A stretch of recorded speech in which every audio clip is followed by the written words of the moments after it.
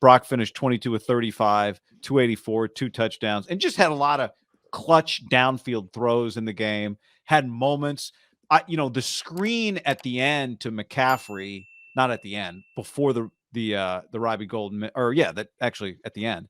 The screen to McCaffrey with a free blitzer coming right up the gut was while the throw in and of itself is, no one would call it remarkable. That was to take the lead, that drive. That was to take the lead. 27-27, that one takes the lead. His final drive, now the first play of that final drive, he gets the ball back. Regulation. Gotcha. 111 back, 34-34. It's like, okay, this is win or lose. Niners are in the playoffs. Let's just see this kid sling it. First play of that drive, almost picked. Clearly, little miscommunication. Ayuk first down. CMC dropped. It was a dime. Ayuk first down.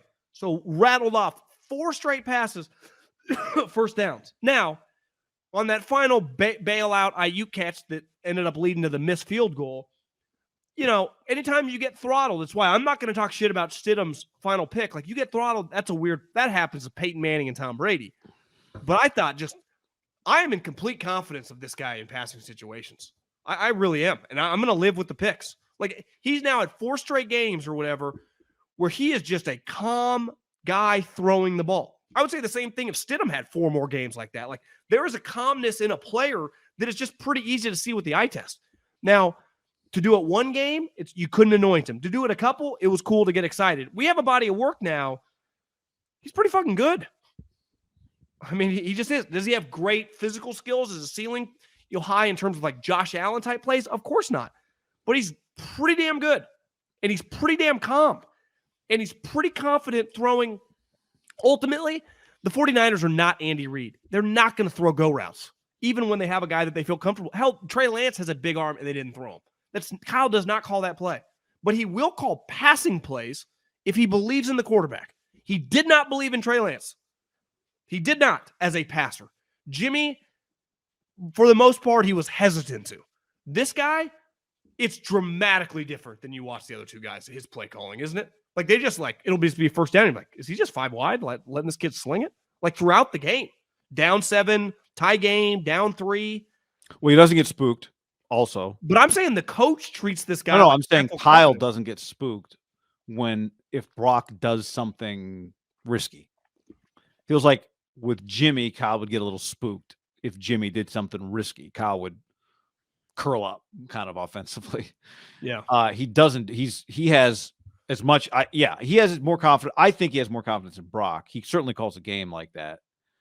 Now, there are just times when you have to throw the ball down the field, but it feels like, and we've talked about the fact that they throw less passes behind the line of scrimmage with Brock than they did with Jimmy.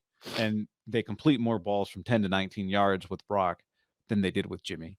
And, if 18-yard kind of air yard throws are your most explosive plays, you can have a pretty explosive offense. It doesn't have to be 45-yard Devontae Adams over-the-top sideline throws. You'd like them, but they scheme up enough kind of downfield open throws for Kittle every once in a while for one of the other tight ends or Juice that if 18 yards are your most explosive air yard plays, that is more than you can get down the field really quickly if you're hitting 15, 16, 17, 18-yard throws, which consistently hitting those throws is what the 49ers have lacked.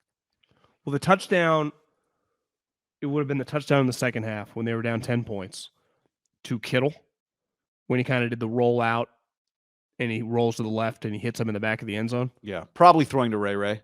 No, I think to me it's pretty clear that he was throwing. That was one of Ray's last week. That was a really, really impressive play. Like, that was high level shit. So when and sometimes I got to catch myself when I say a ceiling, that's a pretty high ceiling NFL play, right? It's perfect. Yeah. In traffic, into the end zone, you got to drop it over guys, but leave it low enough for Kittle to go get it. Are some calling it Joe Montana to Dwight Clark? No, I wouldn't call it that, but it's a similar, just there's only one place to put that ball. Kind of like the fade. Stidham's touchdown to Devontae on that fade. Like, there's only one place to put that ball, but it's easier said than done. He cut the ball loose downfield to Kittle a couple times that interception where Sanchez as the analyst a couple times, not a couple times, a lot, because he can see more than we can see. We'll start reacting to a play before you know what's happening. And on the interception that he threw, Sanchez started going, whoa. And you thought, well, it's Kittle wide. Oh, if somebody is wide open down the field. Then you watch the ball get cut loose. And, you don't see it a lot. Maybe that's a play where you see Brock's arm strength show up a little bit on that interception because it was underthrown.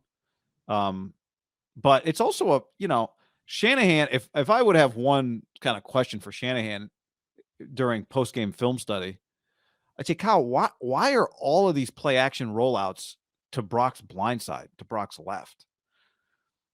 It just takes him more time to set up and throw when he rolls that way, Now, he had time to set up and throw, but it happened at the end of the game a couple of times where he would turn that corner to open up to his left, and there was somebody there that he didn't know was there. I think it's based on the previous plays. Like, everything is off the run plays, and I think it's the previous looks. Like, that's just the way the offense works.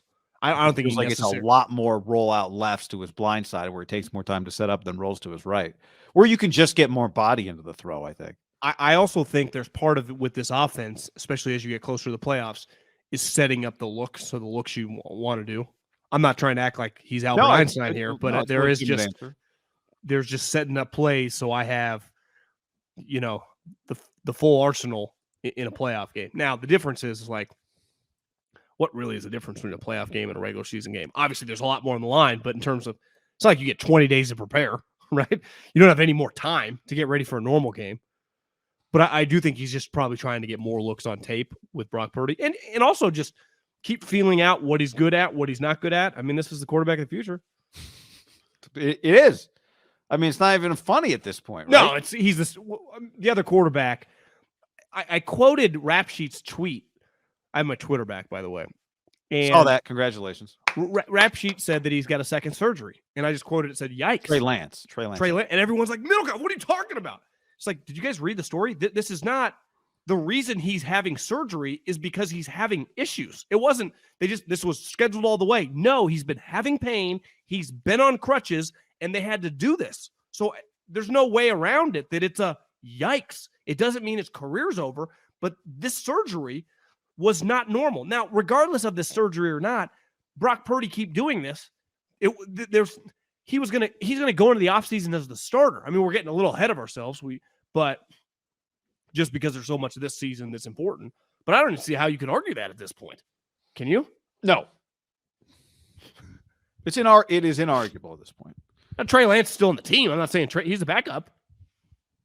But for Trey Lance to be the starting quarterback, they would have to believe that what Brock Purdy is doing right now, Trey Lance can do better.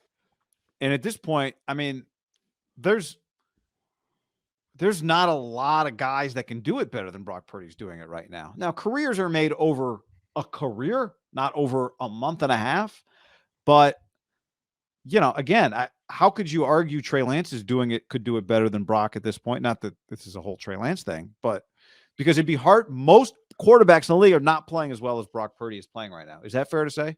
He's playing better than most quarterbacks play right now. Of the 32 guys, yeah. Yeah, just most, like he is playing, let's just say average is the middle. He is playing above average quarterback. Yes. So 100%.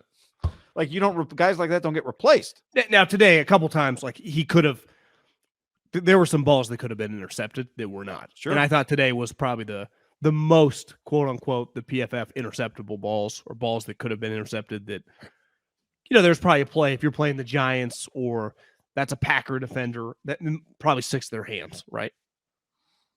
Who was the guy that had a ball stick to his hands today? Did you see that clip? No. The Texan defender? His glove.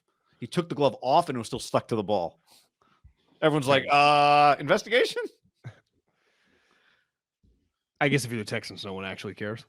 But I saw now this. I won't even say what I saw Mahomes do today. It doesn't matter. It's not worth bringing up Mahomes and compare. I'm not comparing him, but guys throw picks.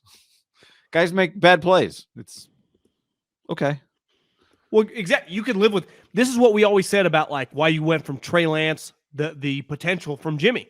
Well, give me like 4 touchdowns instead of 2, and I can live with a pick or 2. Give me 3+ touchdowns every week. Purdy's doing that. I know he only had 2, but they're explosive offensively. And what happens when they're explosive offensively? It opens up the run game. I mean, it just feels like much more of a balanced operation. And guess what? They're missing the fucking all-pro, who, when you add him back to the mix, it almost feels like they got too many guys.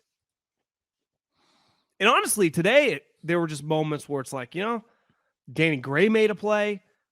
Ray Ray made a play.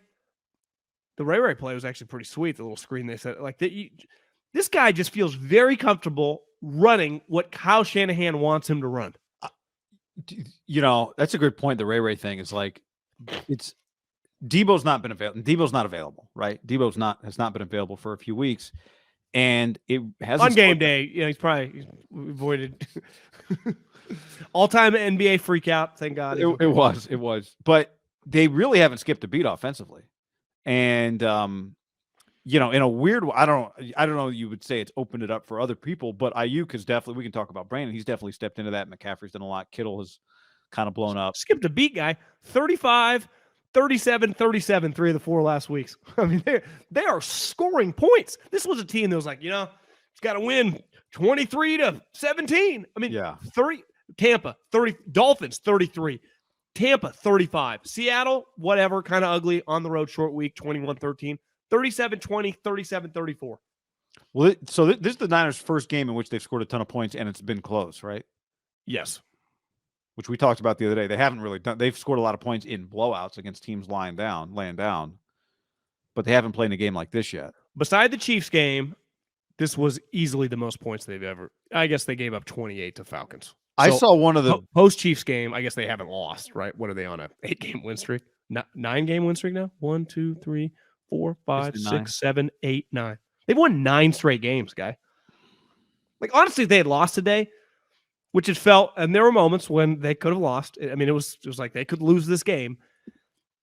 I felt pretty good because it was like Purdy's playing well. Yeah. The thing that was going to rattle you the most is like, Purdy threw a 6-pick game, or he just had that moment like, oh my God. It hasn't even remotely come close to happening. And okay, the defense has a shitty week. Like, whatever. Like, you're allowed to have Peyton Manning didn't have a perfect game 17 weeks a season, right? Tiger Woods shoots over par every once in a while in his prime. Now, you and I have been saying like this defense probably a little overhyped in terms of like relative to all-time defenses, but like you're allowed a bad game. Yeah.